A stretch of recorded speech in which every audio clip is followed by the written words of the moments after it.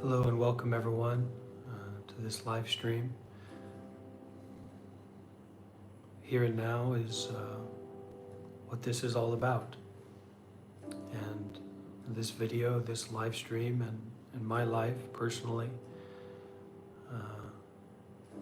is about helping and listening and releasing. So whatever thought arises, whatever experience in the body arises, comes about, awareness is there to detach from that.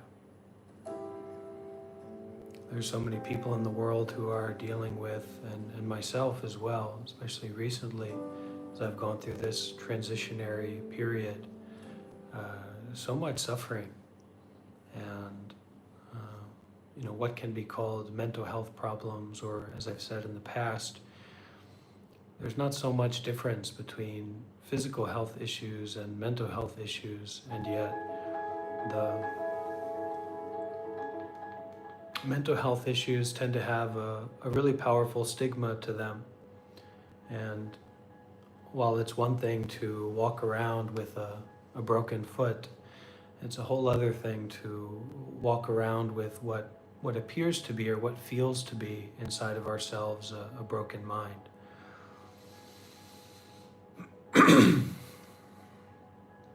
The teachings of Buddha, or the teachings of awareness, or the teachings of freedom give this clear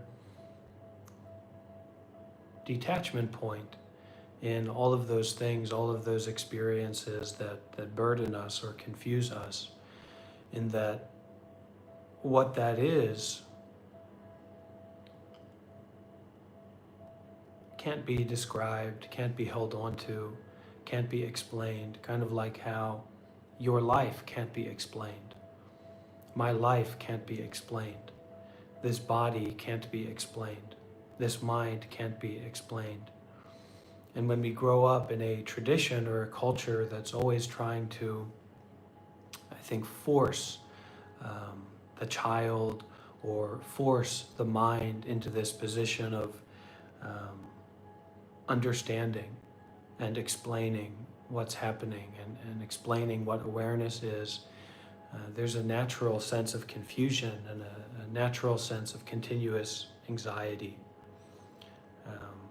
We are kind of, many of us are almost trained to be psychotic, trained to live this life that's always based in struggle, always based in control, always based in passing some arbitrary test. I've been, going through a big transition point in time and in my life, going from being a Buddhist monk and having this overlay on not just my way of being or my psychology, but actually on my entire identity, has been encapsulated for this period of time in being a Buddhist monk, being a symbol for Buddhism, and being a symbol for continuous, can be self-judgmental and like die-hard focus on doing the right things and being the right kind of person and living up to the standards that are set by the Buddhist community or just the world, the seeing of the world. And what I'm working with now is to kind of find out that it's not as much about right and wrong as I thought that it was. I have to do the right thing over and over again and then I'll be free. And I have to get away from or avoid the wrong thing so that I won't suffer so much. But there's more a sense and feeling now of releasing the struggle to change anything and becoming more aware of changing. And I apply that to mental states, memories, dreams, experiences, identities, relationships that are based in complicated thoughts. And when I look around at all of what I value, I don't particularly value complicated thoughts. I've never particularly valued complicated thoughts, and yet I can find myself to be in this way of being that is so self-judgmental, so judgmental of the situation, so judgmental of the experience, so judgmental of myself, that there's no way to get out of it. There's no way to solve it. There's no way to fix it, because there's an awareness of the body, awareness of the mind, awareness of things, and then judgment about those things. So stepping back from involvement doesn't require a formula. Stepping back from identity doesn't require complicated thinking. There's not a test that I need to pass to be and to accept the state of what is. And looking into what is, without reliance on complicated thinking, is very childlike. It's childish. And what kind of responsibilities are to be put on a child? Well, basically none. What kind of responsibilities do we put on an infant? What kind of responsibilities should we put on the grass, on the sunlight, on the oxygen, on the temperature, on the experience of reality? Well, there's no contrivance in seeing. There's no complicated thinking in hearing. There's no judgment in breathing. And yet this hearing, this seeing, this breathing is so accessible here and now, continuously. And the suffering, the fear, the anger, the delusion that so often burdens us is another of these phenomena, or recognition points for non-contrivance. Recognition points for freedom. Recognition points for being, for awareness as it already is. Now we tend to have, we have a habit energy, I know I do, to eat, to sleep, to go somewhere, to do something, to be someone, that there's some universal test that's out there waiting to be passed. And somehow by doing things, I'm going to pass that test and get some reward, some result. But there's a lot of friction in that. There's a lot of suffering in that. There's a lot of self and environmental judgment in that. So cutting all of that out, cutting out all of the stress of trying to do something, cutting out all of the stress of trying to be someone, cutting out all of the stress of this notion of time, this notion of tomorrow, this notion of the right and wrong thing, is not really anything. I wouldn't call it peaceful. I wouldn't call it good or bad. I wouldn't call it right or wrong. It doesn't need to be called anything. If I'd call it anything, I'd call it a blessing. So facing this suffering of a disaster of a life, a disaster of a mind, a disaster of a body, there is the blessing of nothing. There is the face of nothing. This is a face that we all have an inherent right to be connected to and to take refuge in. This is also the face of the Buddha.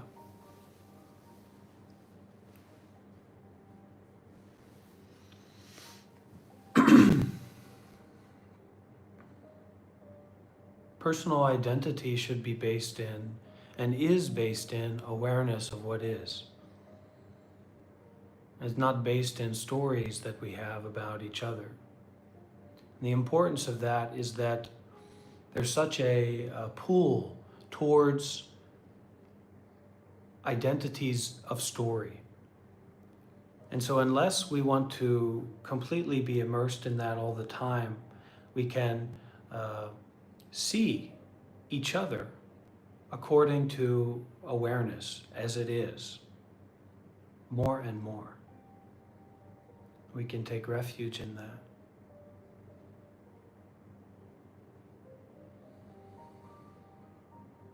And this what is not just some kind of ethereal, oceanic awareness and just release into nothingness, bodilessness, mindlessness, etc. But it's also this constant point by point reminder of the moment by moment sensations, moment by moment experience that is non-discriminatory,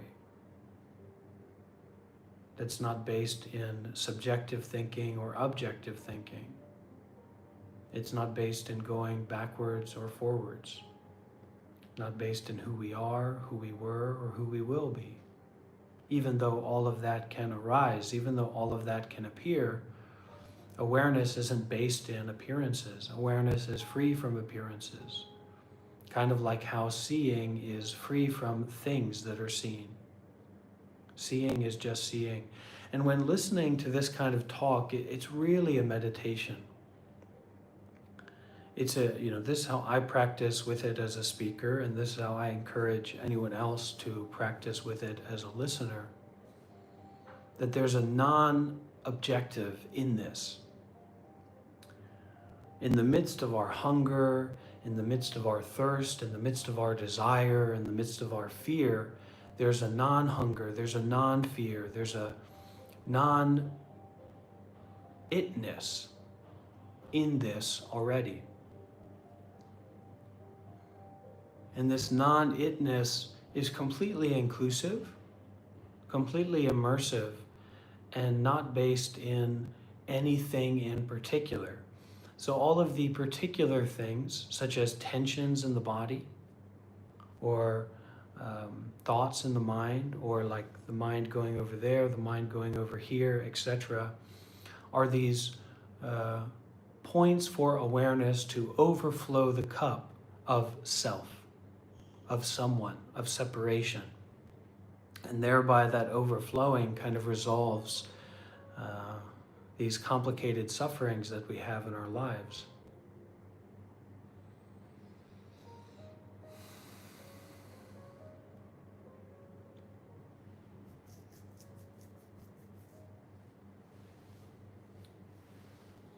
And I like to see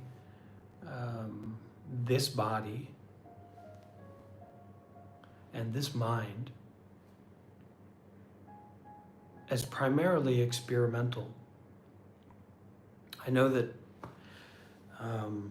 I think that a majority of the viewers and followers and fellow practitioners here are living in the West and mainly have a Western influence.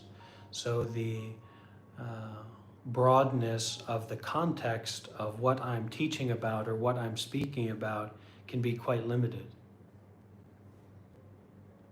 But for me, it's not that way.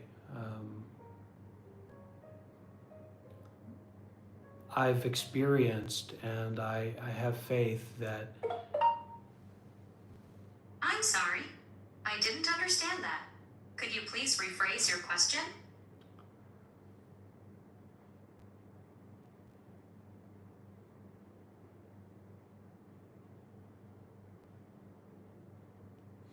That the way that this has everything that's necessary to get what I want, what I truly want. What I truly want, what I truly long for is freedom, is peacefulness, is transformation of negativity and transformation or cultivation of positivity. And that in this releasing, in this mindfulness and detachment, in this not holding on to what I'm holding on to, everything is available.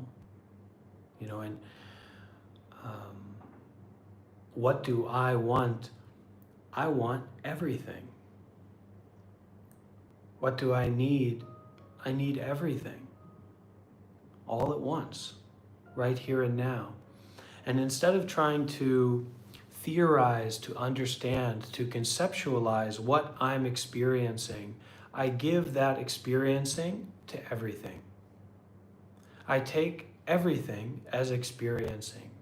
So what is everything? Well, it's not something. It's not this. It's not that. It's not here or there. It's not someone. So I question, what is my identity? Oh my goodness. Look at this. That's very joyous. That's very wonderful. Thank you. Oh, all these new members, new membership for our group here. And we can even see some of the people that are here tuning in and watching. And that's wonderful.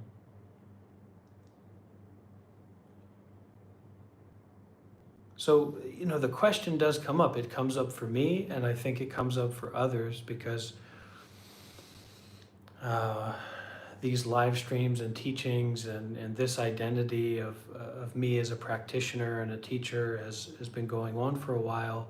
Well, what's next? What are we going to get into? When are we going to get into what's next? Some programs, some teachings, some methodologies, some opportunities, etc. And I think that what's next has to have a foundation in generosity instead of getting something. So that it's not about identifying what we want to get, as many entrepreneurs and salespeople would encourage you to believe, but it's more about recognizing what is already here and valuing that. And the more that what is already here is valued, the more that we can give the everythingness and all the bits and pieces of the everythingness that's already here in the direction of what we value, what's meaningful to us, what our wish is. Because I can see that in myself, right? What's next? I'm in a position right now in my life of I guess more a feeling of scarcity than I need to be in, but it's something everyone deals with. What's next? Where am I going to go? What am I going to do? How am I going to get more of this? A sense of freedom, a sense of peace, a sense of not being locked into a box of complicated thinking. And it's actually that want for more, that looking for the next step that is the box. So this is the boxlessness of no next step. This is the boxlessness of gratitude and contentment for what already is. And that is the intervention into the addiction to things, thoughts, feelings, experiences that binds us or bounds the mind, the body, the awareness in affliction, in suffering, in unnecessary complicated thinking. It may be easy, may seem easy. I think that it does, and that it is. This seeming easiness of being in the position of a teacher, or being in the position of a leader, or the one that people are following, or the one that people are interested in, or the one that people are supporting.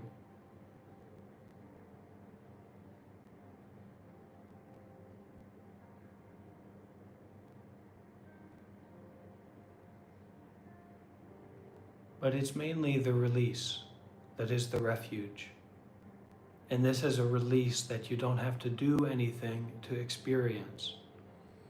This is the mindfulness of awareness as it already is, and the detachment of impermanence as it already is.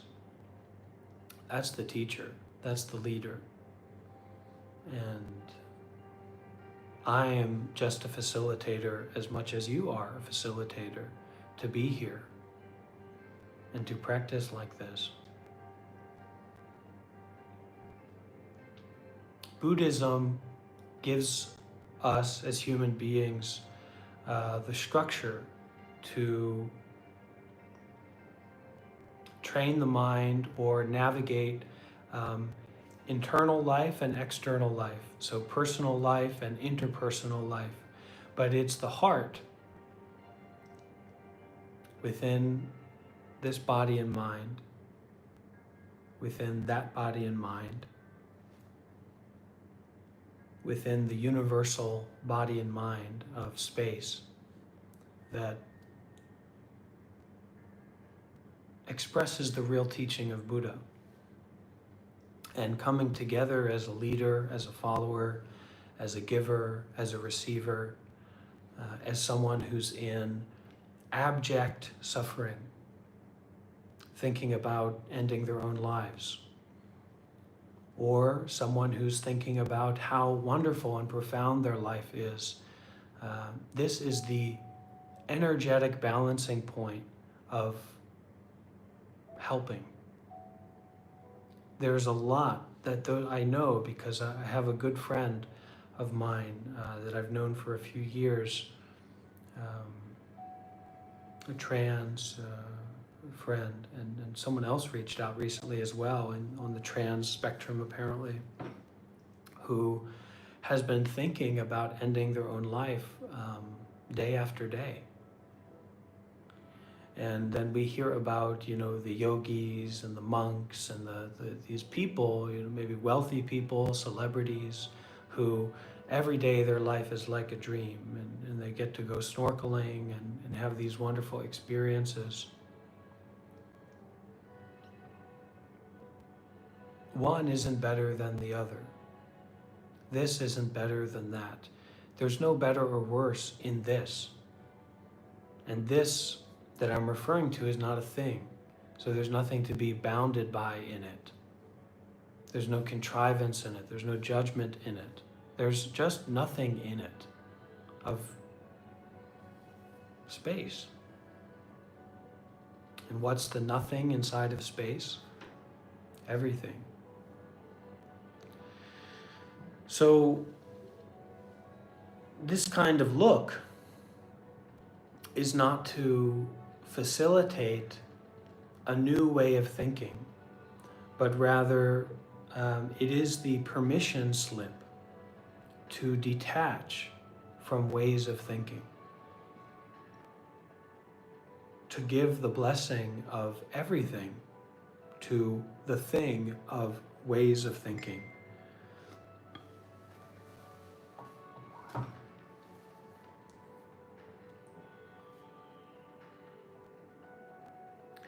We can worry a little bit about how we're thinking, about what we're doing, about what we're seeing, what we're hearing, what's going on.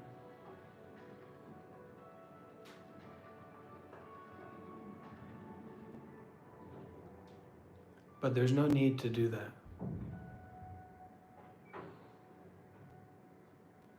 There's no need to feel alone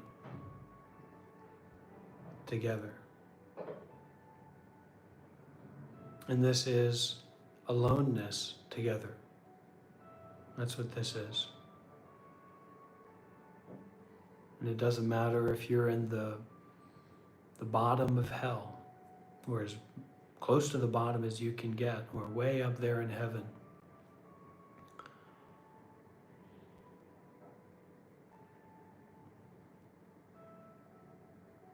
It is empty.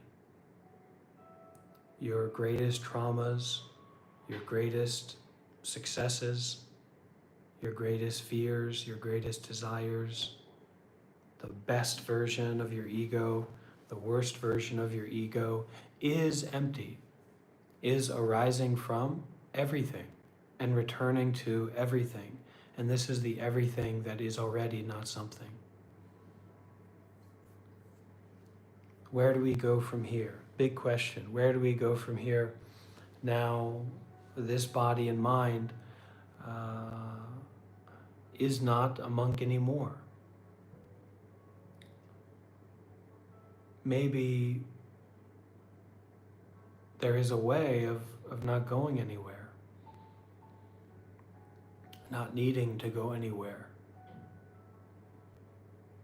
And that way of not needing to go anywhere can be with us as we are in everything, in anything, continuously, without limit. And that is the beingness, or the virtue of limitless beingness in everything.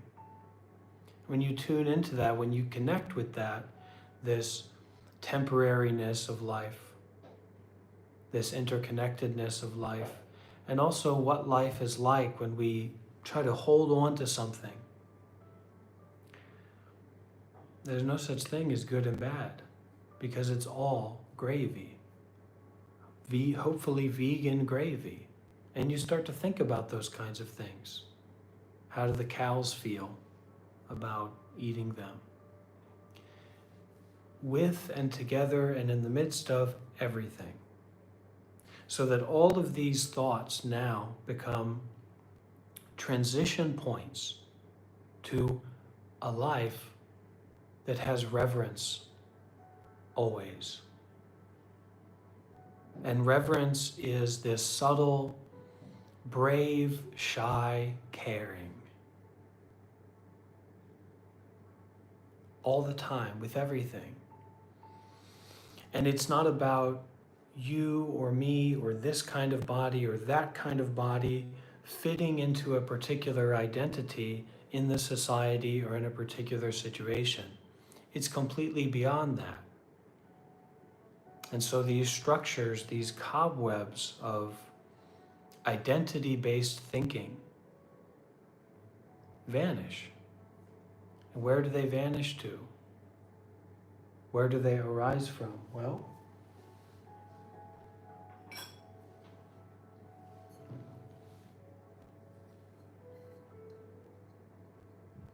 where does a crystal hold light?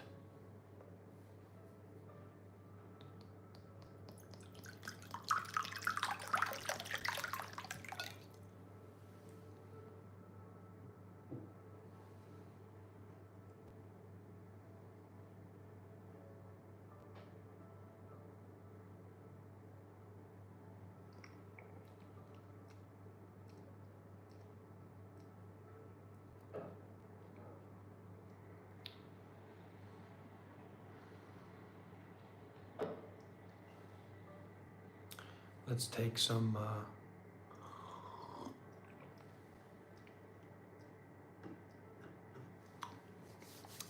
time to be together.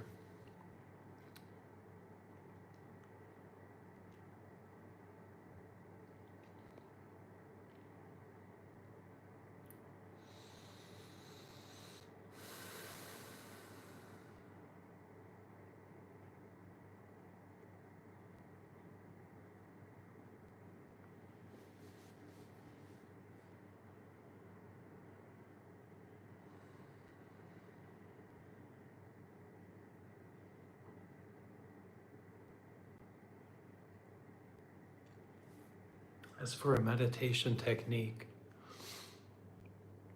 start with contentment. In Buddhism, it's said that there's two primary elements to reality in terms of kind of form. And that is nama and rupa, or materiality, so the bodyality, and then mentality, or the mindality. So it's kind of like you have a body. And that means that there are feelings and sensations in the body. Maybe even touch your face or your hand or something. You feel there's sensations there. So being together like this,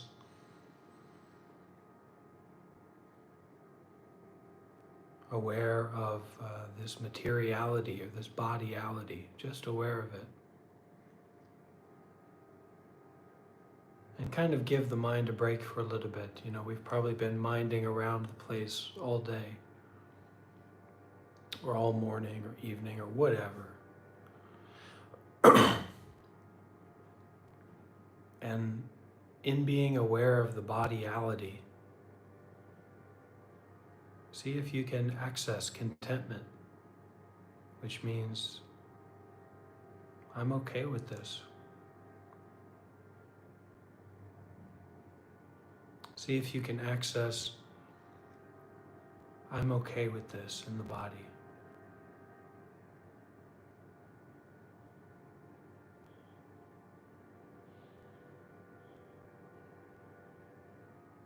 And with that I'm okayness, or I'm okay with thisness,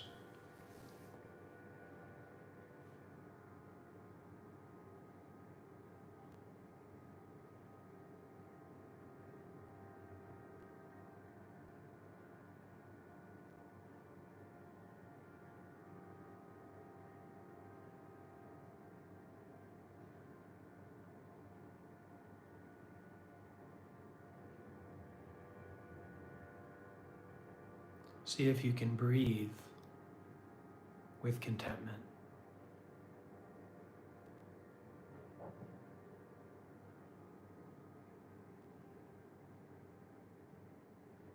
See if you can breathe with I'm okay with thisness.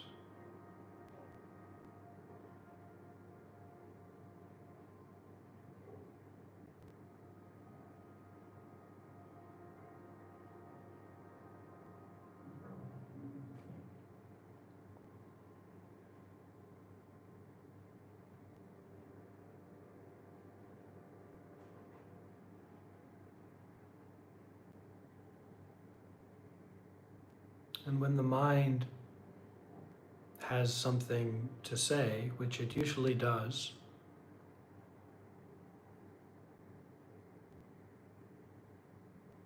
maybe you can practice I'm okay with this as it is now.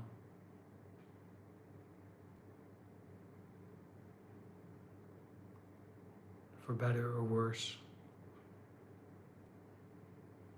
I'm okay with this as it is now. And breathe with that.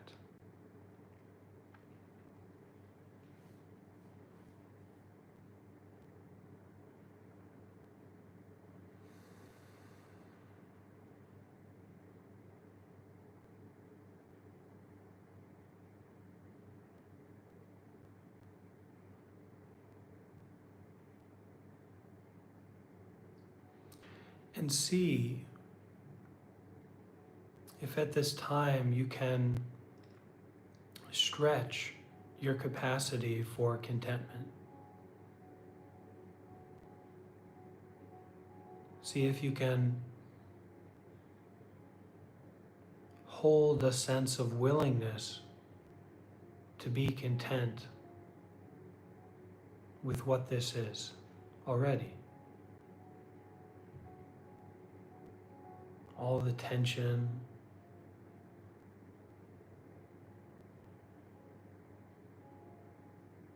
all the unknowns.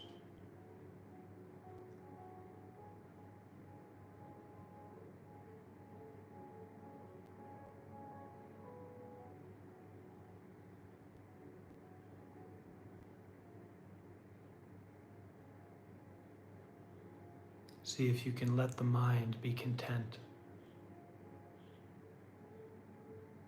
with what this already is.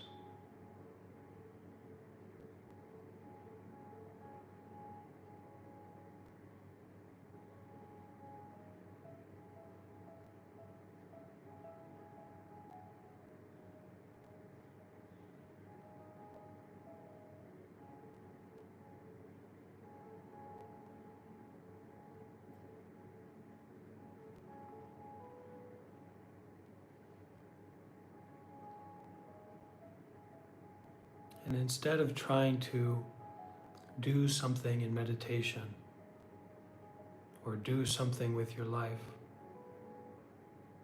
try to be okay with not trying to do anything at all, with awareness, with your whole heart, body and mind, and everything. Try to be okay with not trying to be anyone, to do anything.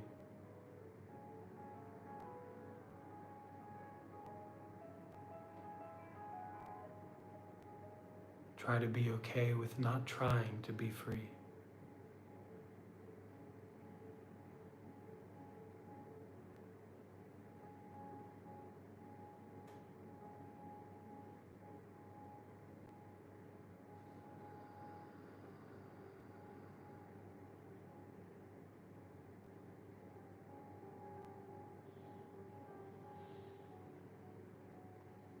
And you may find that in the mind's complaints or positions, there is a kind of levity when faced with contentment. Means a lightness of freedom in that which stands out. That which is a holding point for climbing this ladder of life is also a point of release, without needing to understand, to get, or to get rid of.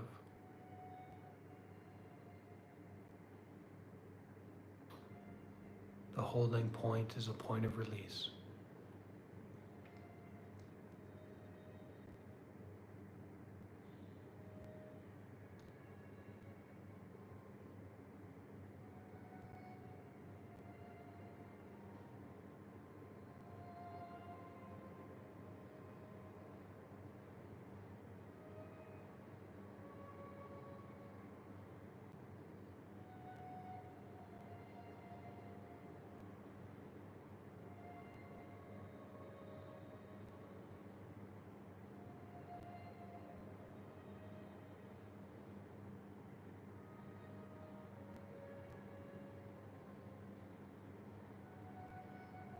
This is a practice, as Thich Nhat Hanh would say, of bringing the mind home to the body. And when the mind is home with the body,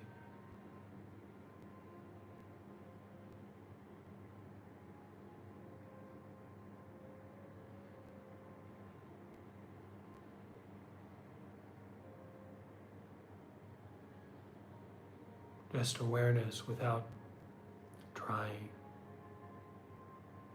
just contentment without taking a position.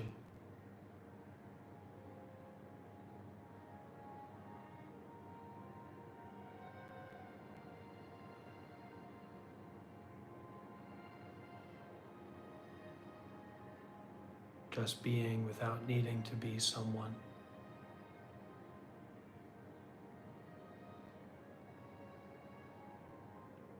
Without needing to be somewhere. Without needing to do something.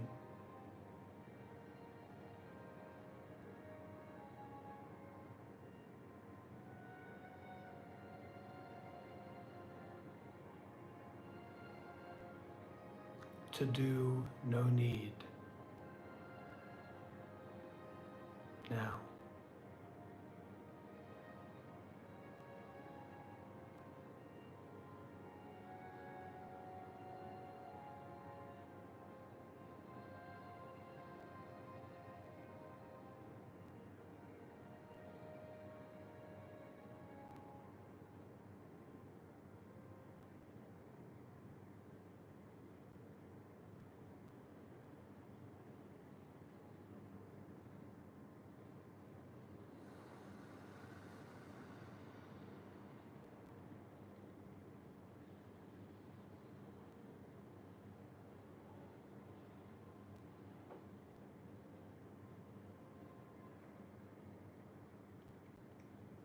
as we may feel a sense of contraction at any point in our meditation,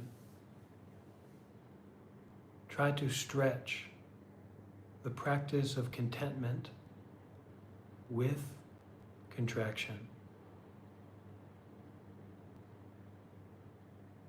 That is to stretch acceptance of pain.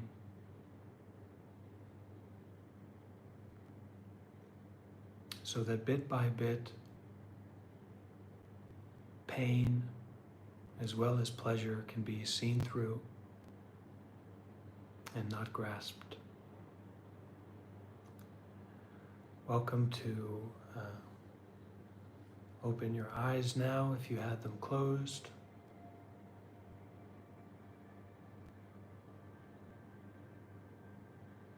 To stretch out your legs or move your body a little bit.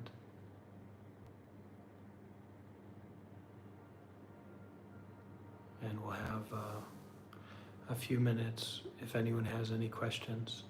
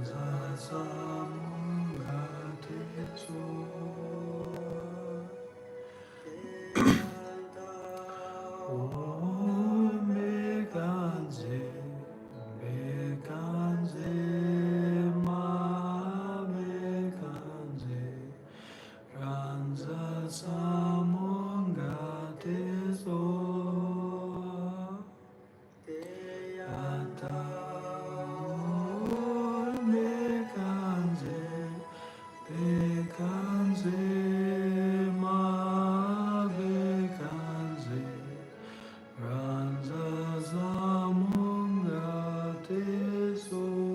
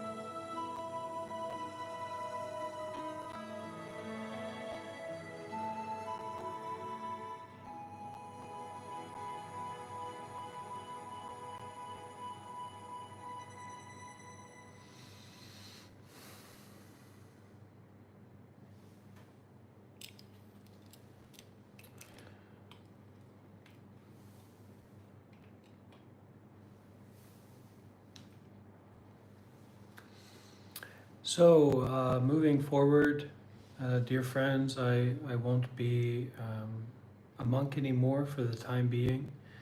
I still feel very drawn towards the robes and the monk life. But for now, um, I'll be focusing a little bit more on, I guess, producing inspiring content and reopening the Discord server. I'm still in very much of a transitionary period, so I can't say for sure what I will do. Um, but I'm here to teach, to help, to serve, to support, especially for those people that may need direct help, or direct teaching. So you can reach out to me through Discord or email or what have you. We can have a call, and I'll try to help. For those people who may reach out in that way, try to watch some of my teachings up to this point so that you can have a clear idea of what I'm sharing, what I'm talking about.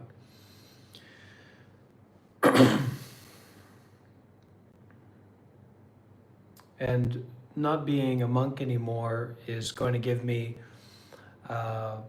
kind of more creative freedom, some funny videos, things like that. So see how it goes. Just try to remember, especially those people who are dealing with any kind of mental health issues, especially when the thinking or the mental phenomena get out of control. Really trust me when I say that these experiences or these phenomena that you're going through are normal. And it's actually, none of it is about you personally. None of your thoughts, none of your fears, none of your desires are personal. They're not yours. It's kind of a cultural happening. So we grow up in a certain environment, and also we have a genetic history, kind of what Buddhists often call like past lives. And so all of the thoughts or mental phenomena or experiences that people have are expressions of everything. And as much as they are expressions of everything, they're expressions of impermanence. So instead of getting tangled up in, trying to fight to be a super spiritual person or to change yourself, try to practice not fighting and really being with this experience of contentment and appreciation for what you already have. And from there, that's where real practice can kind of begin. The practice to give, the practice to serve, the practice to help, the practice to study, the practice to listen, the practice to share more of your experience. But always coming back to, this is just what it is, as it is. And that this, as it is not about someone. This, as it is not about something. It's not about a place. It's not about a situation. It's not about a particular period of time. It just is what it is already. You don't have to do anything. That's contentment. And starting from contentment, that's where we can do our inner cultivation, learning to be more at peace within ourselves. And from that and through that, and a practice that enables that is by helping others, is by putting ourselves out there. And a good technique, a good practice that you can do anytime is to scoot your boot, get up out of bed, have a cappuccino, have a cup of tea, and just go for a walk. Breathe and walk, and don't judge yourself. Just open yourself up and open judgment up to awareness and to being as it is. Okay? So thank you for being here, for all the support.